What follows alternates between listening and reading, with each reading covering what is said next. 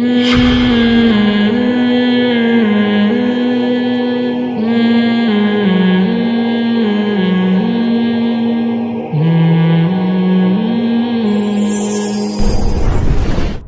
کو ختم کر دیتا ہوں تاکہ بات مکمل ہو جائے. ابھی سعودی عرب کے کسی عالم کا کلپ آیا, انہوں نے کہا کہ بھائی اس پہ کوئی دلیل نہیں ہے کہ چاروں فقہ میں سے کسی ایک کو فالو کیا جائے, تو اگر کوئی کرتا ہے تو ٹھیک. عرب میں اتنا اعتدال ہے کہ وہ کہتے ہیں کہ اگر کوئی کرتا ہے تو غلط نہیں ہے, لیکن جو ان کے سلفی علماء ہیں, لیکن وہ کہتے ہیں اس کی دلیل نہیں ہے, تو اگر ہم پانچواں بنا لیں تو بھی کوئی حرج نہیں ہے.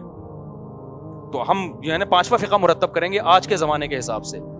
مجھے کسی نے بھیجا, میں نے ان سے کہا, میں نے کہا میرے بھائی پہلی بات تو یہ کہ جب ان چاروں کی نہیں ہے تو سوال پیدا ہوگا کہ اس پانچویں کی کیا ہے.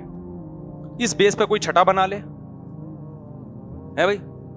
جب پانچ آ جائیں گے نا, پانچواں آئے گا, تو اگلی 10 سالوں میں کوئی بندہ پیدا ہوگا کہ ان پانچوں کی ہمارے پاس نبی سے کوئی دلیل نہیں ہے کہ ان کو, لہذا میں کیا کر رہا ہوں, چھٹا. پھر کیا آئے گا, 7واں. پھر کیا آئے گا, 8واں. تو یہ کوئی اسلام کی خدمت ہوگی؟ ایک بات تو یہ تو خدمت, یہ تو آپ ٹوٹتی چلی جائے گی نا امت. دوسری بات یہ, وہ پانچواں آئے گا کیسے؟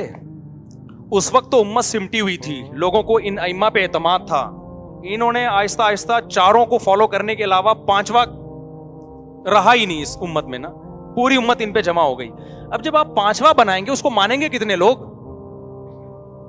اس پہ تو اتنی بڑی بڑی انگلیاں اٹھیں گی کہ یار ایک 15ویں صدی میں وجود میں آ رہا ہے, تو کوئی کہے گا صحیح ہے, کوئی کہے گا غلط ہے. تو وہ پانچویں کے اتنی شاخیں ذیلی نکلنا شروع ہوں گی نا کہ بجائے پانچواں بننے کے 4-5 ہزار بنیں گے, پھر وہ انڈے بچے اس کے ہوں گے. اور پھر اس پر امت کو ایسا اعتماد بھی نہیں ہوگا جیسا ان چاروں پر اعتماد ہے.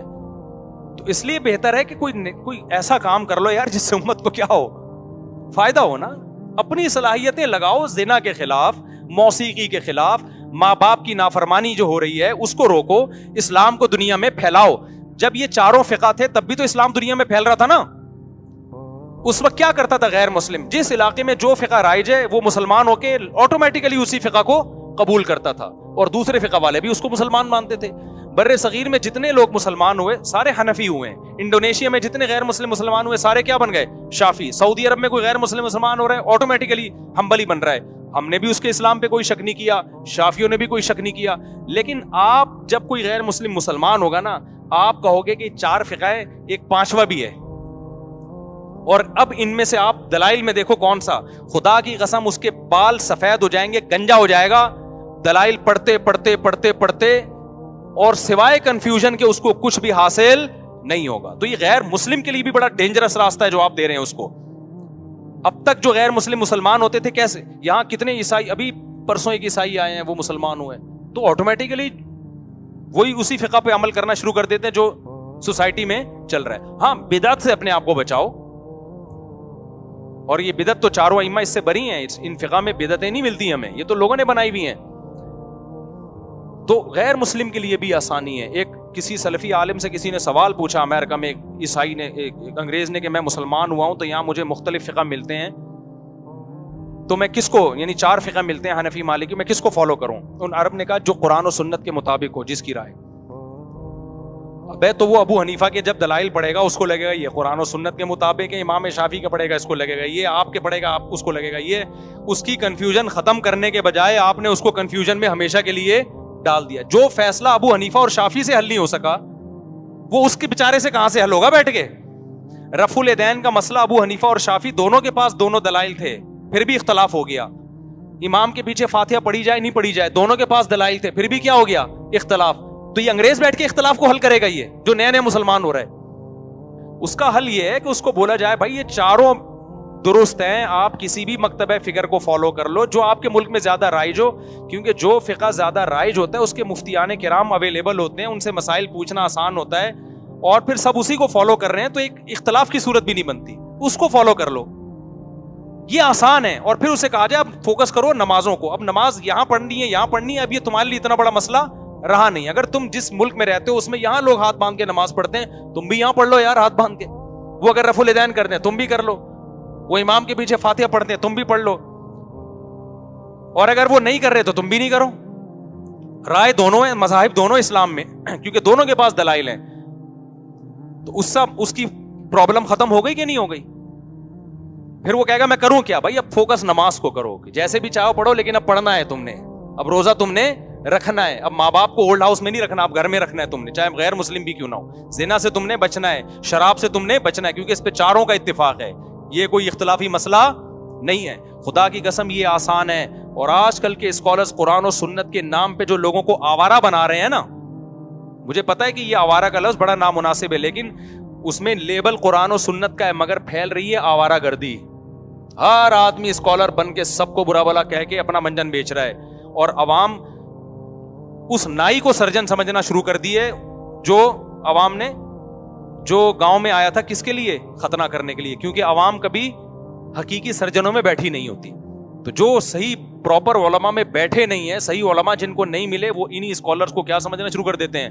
مفتی اور عالم۔ اللہ کرے یہ باتیں کھوپڑی میں آ جائیں، تاکہ امت جس فرقواریت کی آگ میں جا رہی ہے نا، اس سے اللہ بچ جائے، اس سے یہ امت بچ جائے، اور اللہ اس امت کو بچا دے اس سے۔ سمجھتے ہو؟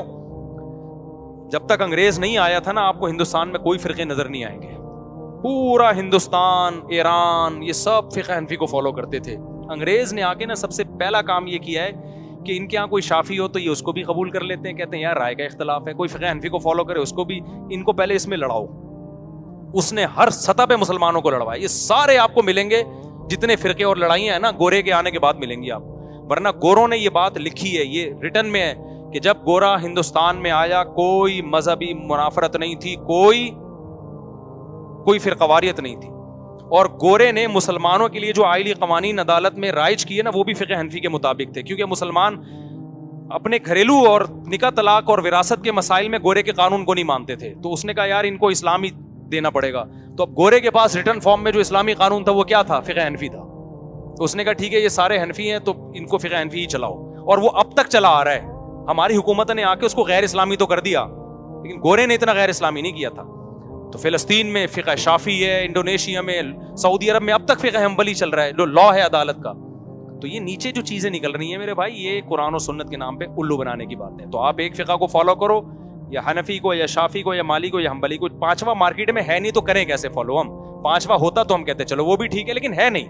پانچواں مختلف آرا ہیں، مولانا اسحاق صاحب کی الگ رائے ہے، کسی دوسرے کی رائے جاؤ گے تو وہ الگ رائے ہے، تیسرے کے پاس جاؤ گے تو ہر ایک کی فقہ کی کتابوں میں اتنا اختلاف ہے کہ آپ وہ ایک ہے ہی نہیں نا، لا تو کرو گے کیسے فالو؟ تو جب ممکن ہی نہیں ہے تو کیسے؟ پھر تو مختلف رائے ہیں، اس اسکالر کو سنو وہ ایک نہیں پھینک رہا ہے مارکیٹ میں، دوسرے کو سنو وہ دوسری وہ ایک نئی مارکیٹ میں رائے لا رہا ہے، حوالے اس کے پاس بھی ہیں، حوالے اس کے پاس بھی ہیں، حوالے اس کے پاس بھی ہیں، اور وہ اس کو غلط کہہ رہا ہے، وہ اس کو غلط کہہ رہا ہے، وہ اس کو غلط کہہ رہا ہے، اور ایک ایسا کہے گا، وہ کہے گا چونکہ یہ سب آپس میں لڑ رہے ہیں، ایک دوسرے کو غلط کہہ رہے ہیں، لہٰذا یہ سارے غلط ہیں، میں صحیح ہوں، کر رہا ہے جو یہ کر رہے ہیں، تو بھی تو وہی کام کر رہا ہے جو کون کر رہا ہے؟ جو یہ کر رہے ہیں۔ تم نے ان سب کو غلط، ایسے دو آدمی لڑ رہے ہو، آپ نے کہا چونکہ یہ دونوں لڑ رہے ہیں لہٰذا میں جا کے دونوں کو مکہ ماروں گا، آپ نے کہا تو کیوں لڑ رہا ہے؟ کہہ رہے چونکہ یہ دونوں لڑ رہے ہیں لہٰذا دونوں غلط ہیں۔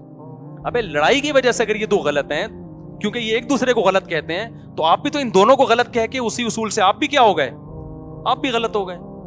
تو اس لیے ان چاروں فقہ میں آپ کو یہ چیز ملے گی، یہ ایک دوسرے کو غلط نہیں کہتے۔ ہم جب مدرسوں میں پڑھتے ہیں نا، کوئی مسئلہ پڑھتے ہیں تو بڑے احترام سے امام شافعی کا نام لیتے ہیں، آگے رحمہ اللہ تعالیٰ فقہاء نے خود لکھا ہوتا ہے کہ امام شافعی رحمہ اللہ کی یہ رائے ہے، اس پر یہ دلائل ہیں، ان دلائل کا جواب یہ ہے۔ احمد بن حنبل رحمہ اللہ کی یہ رائے ہے، اس رائے کا جواب کیا ہے؟ یہ تو اصول ہے، فالو ہم کس کو کرتے ہیں بھائی ایک کو فالو کرتے ہیں بھائی، یہ ہم چونکہ بر صغیر میں پیدا ہوئے، یہاں رائے جی انگریز کے آنے سے پہلے جو اسلام یہاں پر آیا وہ فقہ حنفی ہی کی شکل میں آیا ہے، اسلام لائے ہی احناف ہیں یہاں پہ، جہاں مجاہدین آئے ہی حنفی ہیں۔ جب مجاہدین یہاں آئے تھے خالی تلواروں کے ساتھ تھوڑی آئے تھے محمد بن قاسم کے دور میں، وہ نمازیں بھی اپنے ساتھ لائے، روزے بھی اپنے ساتھ لائے، تراویح بھی اپنے ساتھ لائے، تو جو نمازیں وہ لائے صدیوں سے وہی نمازیں چلی آ رہی ہیں، جو تراویح وہ لے کر آئے صدیوں سے وہی تراویح چلی آ رہی۔ پھر شافی فقہ انڈونیشیا میں گیا، تاجروں کے ذریعے گیا تھا، وہ 1200-1300 سال پرانے تاجر تھے، چونکہ وہاں جو فقہا گئے، محدثین گئے، وہ فقہ شافی کو فالو کرتے تھے۔